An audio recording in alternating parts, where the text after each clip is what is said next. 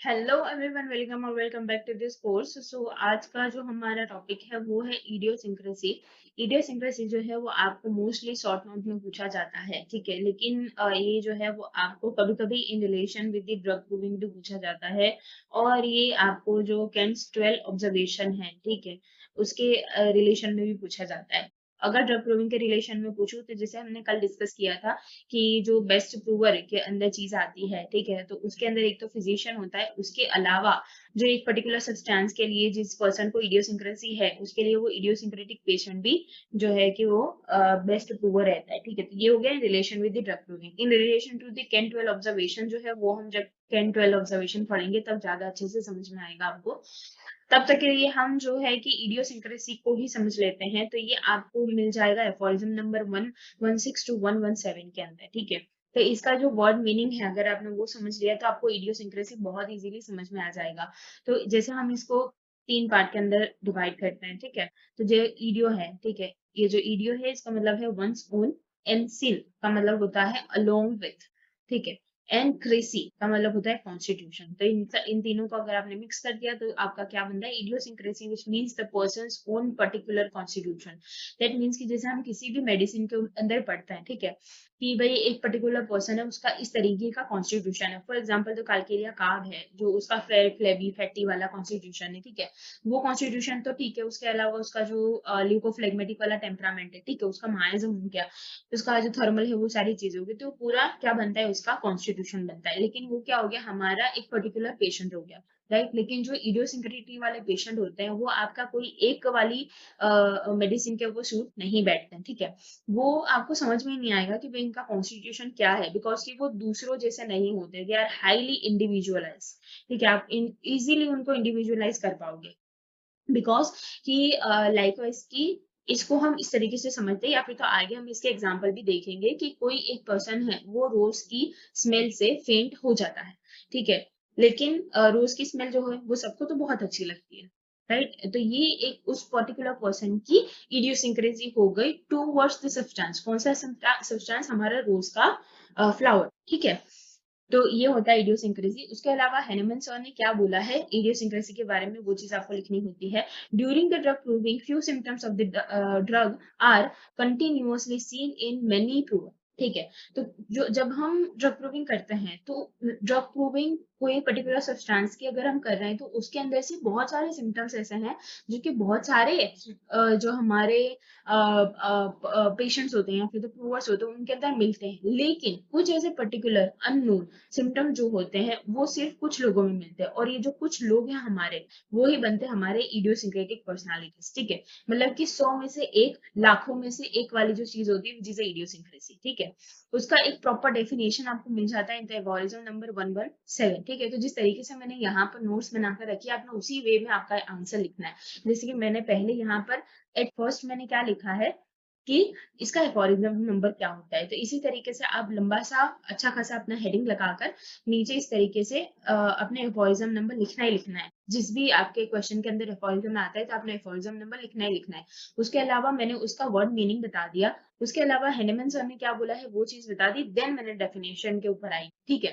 तो इसी वे में आपने लिखना है। डायरेक्ट कुछ लोग होते हैं डेफिनेशन लिख देते हैं, उसके आगे भी डेफिनेशन आपको किस एल्गोरिथम में दी गई है वो भी लिखा है मैंने, ठीक है। So those are the particular corporeal constitution which, although healthy, possess the disposition to brought into the more or less morbid state by the certain things that seems to be produced on the impression and the exchange of many individual। इसका मतलब क्या हुआ कि ये ऐसे कुछ particular corporeal constitution है जो कि बिल्कुल हेल्दी है। ऐसा नहीं है कि कोई रोज की स्मेल से फेंट हो जाता है तो वो अनहेल्दी है, ऐसा मतलब नहीं है इस चीज का। ये उनका हेल्दी वाला स्टेट है जिसके अंदर कि वो रोज की स्मेल से फेंट हो जाते हैं, ठीक है। तो ये बिल्कुल हेल्दी होते हैं। Idiosyncratic patient are always healthy, ठीक है। उसके अलावा दे पोसेस द डिस्पोजिशन, उनके पास एक ऐसा डिस्पोजिशन होता है जिसकी वजह से वो इस तरीके के होते हैं। And brought in to come और more morbid state of the uncertain things, ठीक है।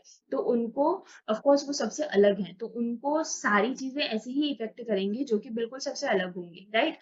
तो वही चीज यहाँ पर लिखी हुई है, and change in the many individual, ठीक है। तो ऐसी चीजें जो कि दूसरे सारे इंडिविजुअल को डिजीज कॉज करती हैं लेकिन उनको नहीं करेगी, ऐसी चीजें जो कि दूसरे सारे इंडिविजुअल को डिजीज कॉज नहीं करती है, वो इनको डिजीज कॉज करेगी, ठीक है, ऐसा उल्टा समझ लो। उसके अलावा हम आते हैं इसके एग्जांपल्स के ऊपर, वो आपको एफोरिज्म नंबर 117 की फुटनोट के अंदर मिल जाएंगे। उसके पहला एग्जांपल उन्होंने दिया है few persons faint by smell of roses. दूसरा एग्जांपल यहाँ पर दिया हुआ है some people get more abnormal morbid state by the measles. ठीक है, जो मीजल्स होते हैं उसको खाने की वजह से कुछ पर्सन्स को वो मतलब कि सिक हो जाते हैं, ठीक है। उसके अलावा यहाँ पर आपको दूसरी चीज मिल जाती है the ability to produce uncommon symptoms is depending on two things. मतलब कि ये जो इडियोसिंक्रेसी है its self depending on two thing. First is inherent, दूसरा है रिसीविंग कैपेसिटी। इनहेरिटेंट मतलब कि जो आपको आपके मदर फादर से मिला हुआ, तो inherent sick making capacity of the substance. उसके अलावा reactive capacity of the vital force, ठीक है। इसके टाइप्स भी होते हैं, तो इसके अंदर आपको दो टाइप मिल जाएंगे। The first one which is according to doctor Kent, उसके अंदर इटसेल्फ दो टाइप है। First one is a chronic idiosyncrasy, second is acute idiosyncrasy, ठीक है। तो जो क्रॉनिक इडियोसिंक्रेसी है which is caused by the chronic miasm of course which is these threes, and जो हमारा एक्यूट इडियोसिंक्रेसी है वो हमारे एक्यूट माइजम की वजह से होता है, ठीक है, विच इज ए रिकरेंट और नॉन रिकरेंट, राइट। उसके अलावा ये दोनों टाइप होगा अकॉर्डिंग टू डॉक्टर केंट। दूसरे टाइप है बाय अदर टाइप्स जो कि इनहेरिटेंट और एक्वायर होती है। इनहेरिटेंट जो मैंने आपको बता दिया जो आपको मदर फादर से मिलती है। दूसरी जो एक्वायर है, एक्वायर आपको खुद से मतलब कि आपके एनवायरमेंट से आपको मिलती है, ठीक है। उसके अलावा it is because of the some causes, any causes like history of the drug abuse, कोई ऐसी ड्रग थी जिसकी वजह से ऐसा हुआ है, suppression of the mental and physical diseases, incidence of the poisoning and any suppressed diseases by the external application, ठीक है। तो उसकी वजह से ये हो सकता है। अब इसकी थेराप्यूटिक यूज देखेंगे, थेराप्यूटिक वैल्यू देखेंगे कि हमको क्यों इंपॉर्टेंट है। So first, out of the millions many one any one person is affected by when we use as a medicine it will cure each suffering of the patient, ठीक है। ये समझ लो, बस ये लाइन समझ लो तो तुम पूरा समझ जाओगे कि ऑफकोर्स ये बहुत सारे लोग हैं, जैसे मैंने बोला कि लाखों में एक की बात है ये। तो अब वो लाखों में एक को अगर आपने पहचान लिया कि इसको रोज की स्मेल से फेंट हो जा रहा है, तो रोज के अंदर कोई ऐसा सब्सटेंस है जो कि इसको क्योर कर सकता है, तो अगर आपने रोज को ही पोटेंटाइज करके दे दिया उस पेशेंट को, तो उसकी सारी सफरिंग जो है वो खत्म हो जाएगी, तो उसकी सारी डिजीज खत्म हो जाएगी, सिर्फ फेंट होने की नहीं, उसके अलावा दूसरी सारी सफरिंग उसकी ठीक हो जाएगी, ठीक है। उसके अलावा if the idiosyncrasy comes from such medical substances, ठीक है। तो जैसे हमने आगे देखा कि एब्यूज ऑफ ड्रग की वजह से भी ये होता है, तो मेडिकल सब्सटेंसेस की वजह से अगर ये हो रहा है, then the same substance in the high potency can be use as a treatment, ठीक है। तो सेम सब्सटेंस फॉर एग्जांपल अगर किसी को एस्पिरिन की वजह से हो रहा है, ठीक है, तो एस्पिरिन को ही हाई सब्सटेंस में दे दोगे तो ये ठीक हो जाएगा, ये बात है।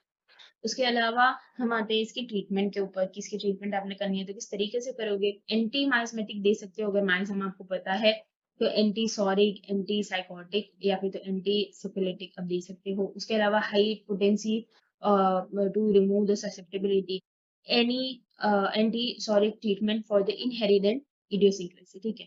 उसके अलावा एक दूसरा जो क्वेश्चन है वो इस तरीके से पूछा जाता है, difference between allergy and idiosyncrasy, ठीक है। तो इसके अंदर बस 3-4 पॉइंट्स ही हैं।